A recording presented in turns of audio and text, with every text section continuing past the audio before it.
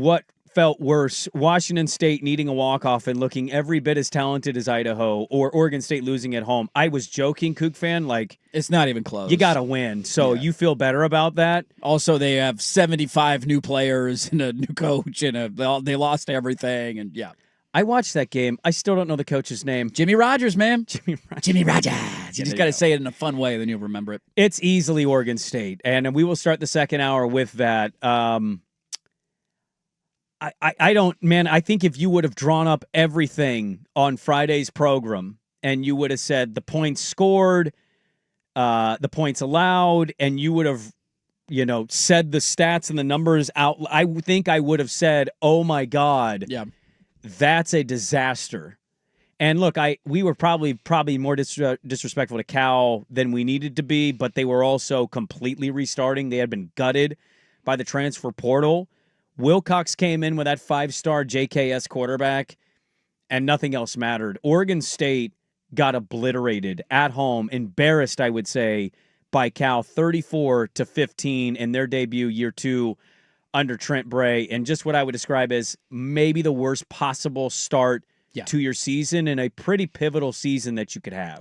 It's a fan base that I would assume is looking for signs of hope and signs of life and signs of things to be excited about, and it's not possible to lay a bigger egg than that.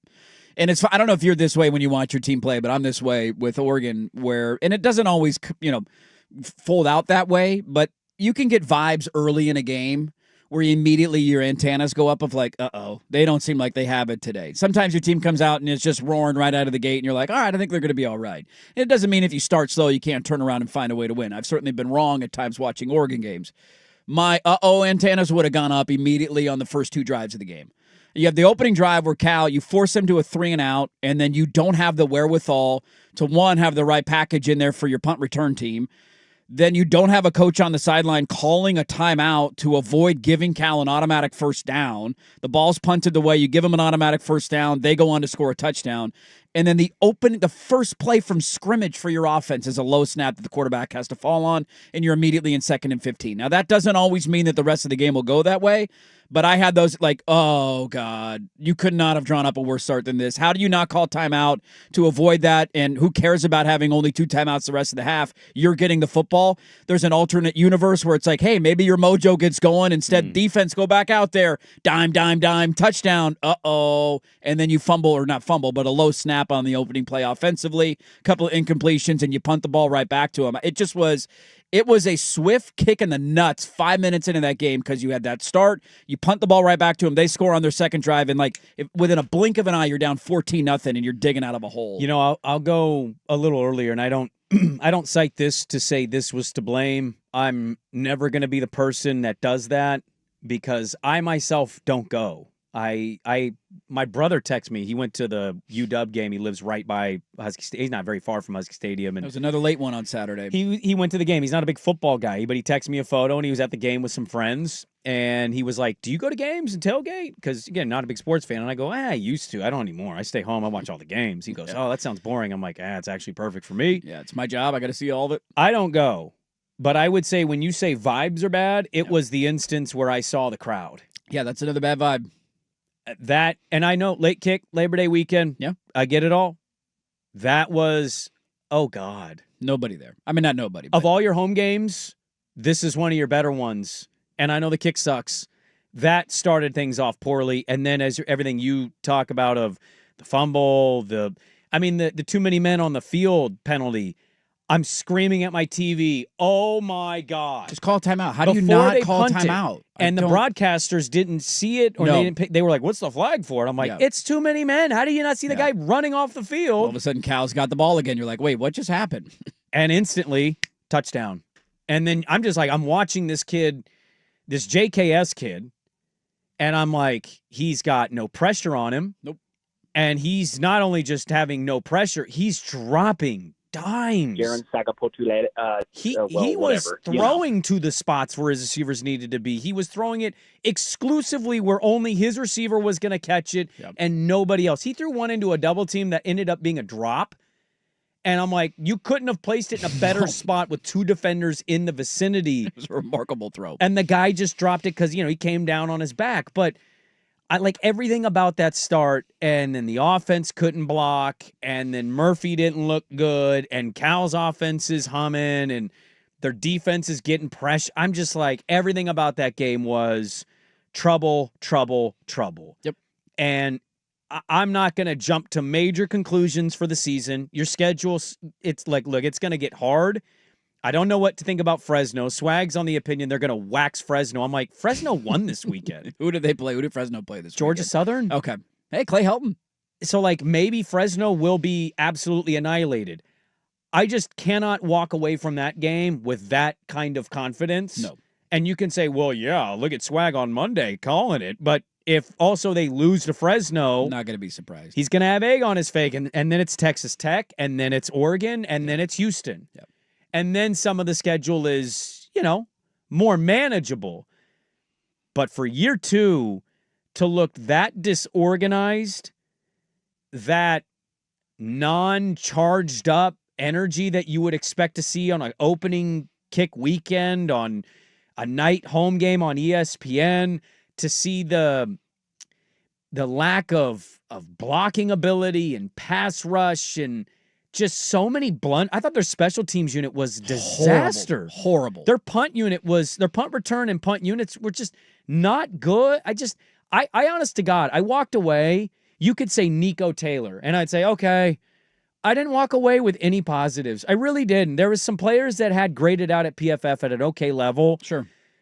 But I didn't look at any positives from that game. Not a single one. Yeah, special teams was a disaster from the opening possession of the game where there's too many men on the field, and the coaches should have seen that and called timeout, and then it felt like every other time after that, Cal had a 40-yard punt return. It felt like they were starting every drive in Oregon State territory, and the field was just tilted against you, and you were working uphill, and they were working downhill for the majority of the night. I also thought the lack of offense that they had was a bit alarming. Yes. But it's one of those things where it's so hard in week 1 because you have this build-up and you're so excited, and Oregon State fans talk themselves into thinking they could win 9 or 10 games, and for all we know, they might. We don't know how the rest of the season is going to go, and you want to have these grand conclusions and big takeaways. The lack of offense was alarming. I also think when you have a lot of new faces and a new quarterback, like, it's going to take you a while to gel. There's new pieces, and there's just new players out there, and one of your top wide receivers got hurt 2 weeks ago, and you had to try and figure out a way to replace that. So there's almost a grace period there.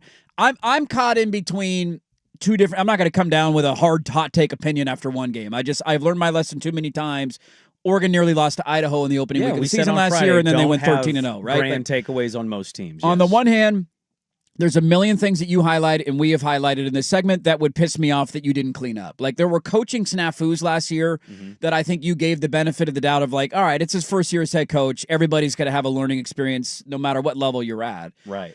Opening drive of the game, not calling a timeout is a crime against humanity. Like, that, you cannot allow that. You cannot give up a first down on that blunder. If it's 2nd and 7 and you have too many men on the field and you get caught and you don't want to blow a timeout to avoid a 2nd and 2, whatever, that's fine. On the 27-yard line, I don't care.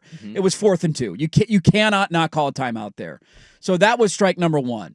Strike number 2 would be the Jabari Johnson possession, where what are we doing for 2 plays, and then bringing in your $1.5 million transfer quarterback for a 3rd and 6. He throws an incompletion and he plays 1 play on a 3 and out or whatever. That made no sense. Going for 2 in the moment that they went for 2. Yeah. You're just kind of out thinking the room. You're trying to be this analytical guy of, like, I don't understand. Look, I don't get it late in the game, I guess, but, like, I'm doing the math, and I understand analytics are a big part of the sport. I'm pro analytics. Let's just build some momentum, kick the field goal, and move on. Like, well, then you're chasing. Yes. And then you chase and you don't get, because, again, you have another blunder where your quarterback is not being told they're going for 2, so he runs off kind of dinged up. You have to use a timeout. And then you have to use a timeout but then you still put in Jabari, and Jabari's not throwing the football. So all of those things are very accurate and fair to pinpoint and say, how is that possible in week 1? You cannot, especially when you're coming off a year where it felt like there were a lot of those kind of mistakes, having them happen again in week 1 is alarming, because that should have been the focal point of the offseason. Yes. Is cleaning some of that stuff up. On the other side of it, I did also come away from the game saying, a lot of those completions in the first half were tight coverage. Like, a lot of those plays that Cal was making was just simply getting beat by a guy who looks like he's going to be a freshman All-American. And in the moment, you can say, man, we're getting dog-walked by Cal in the first half at home. But if you would have lost, say, to Indiana early in the season last year, you would have said something similar of like, how the hell did Indiana do that to us? And then you look up halfway through the year and you're like, damn, Indiana is good. I don't know where Cal's going to go the rest of the way. I don't either. But I'm going to give him, if that quarterback's going to play that way, I'm going to give him a puncher's chance in a lot of games. He might be the second best quarterback in the ACC after seeing him for 1 week. So there's this balance of like, some of it is inexcusable, while simultaneously, like, you do at times have to tip your cap to just getting beat by elite throws, and that happened a lot in the first half of that game. I don't disagree with that takeaway, and we're against it. We need to turn this over. We'll get some Bray audio. I don't disagree with you. I was one of my best friends is a diehard Duck, and all he cares about is the Oregon Duck football team. That's all sports-wise he cares about. I text him, and I go, hey, man, this is depressing, but should Oregon have chosen JKS over Dante Moore, 3 years as a starter, higher ceiling? Just watching this kid be 6'3", 208. He goes, I'm pretty impressed with Hawaiian Penix. I got to be honest with you. He looks pretty damn good right now, dude. But he was unbelievable. He was unreal. But also, how many times was he sacked? Yeah. 0. The pressure is a problem. They've played 13 games. They have 7 sacks. I don't know where that ranks all time for a season plus 1 game in college football history. It's not good. But they were the worst, quite literally, out of 134 teams last year in it. And I'd venture to say they were one of just a handful of teams that had 0 sacks registered. Yeah. How many times was he hit? Not very often. 2. Not very often. How many times was he defined as hurried?